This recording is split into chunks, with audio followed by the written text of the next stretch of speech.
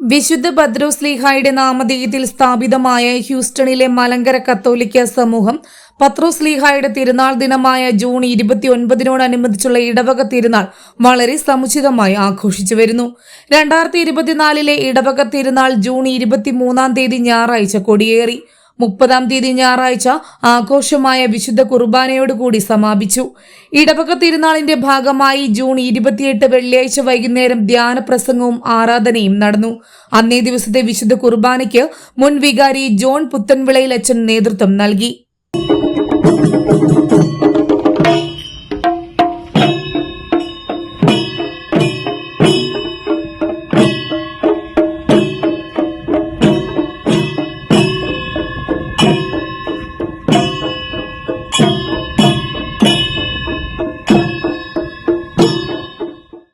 തുടർന്ന് Canada, London, Ontario saint Thomas ഇടവകയുടെ വികാരി എബ്രഹാം ലൂക്കോസ് അച്ഛൻ ധ്യാന പ്രസംഗത്തിന് നേതൃത്വം നൽകുകയും തുടർന്ന് ആരാധന നയിക്കുകയും ചെയ്തു.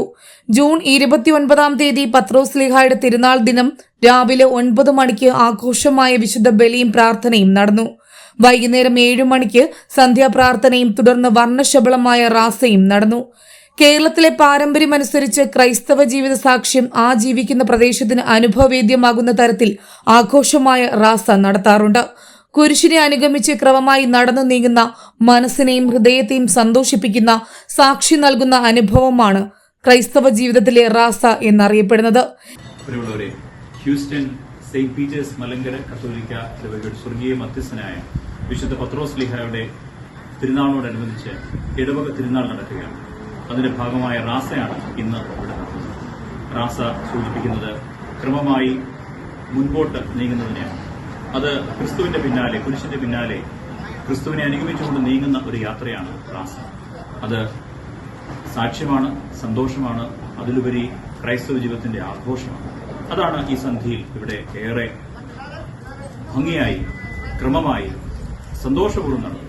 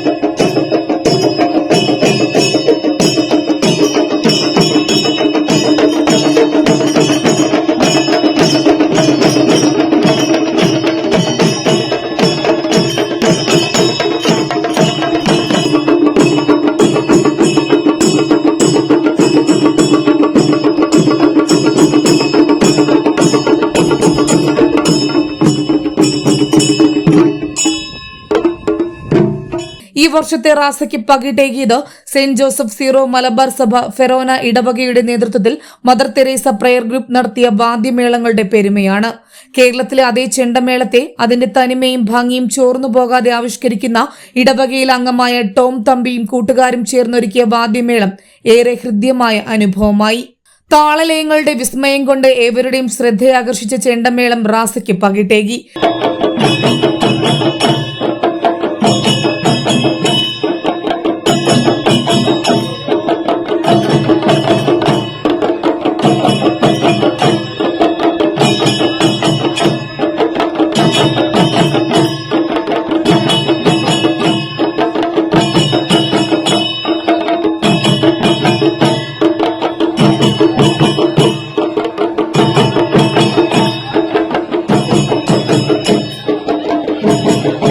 ഈ വർഷത്തെ പെരുന്നാളിന് പുതുമയേകിയത് യുവജനങ്ങൾ നേതൃത്വം നൽകിയ ഫുഡ് കോർട്ടാണ്. തട്ടുകടയുടെ അന്തരീക്ഷത്തിൽ ഒരുക്കിയ സ്വാദിഷ്ടമായ ഭക്ഷണവും അത് നൽകിയ കൗതുകവും ആസ്വാദ്യകരവുമായ അനുഭവമായി.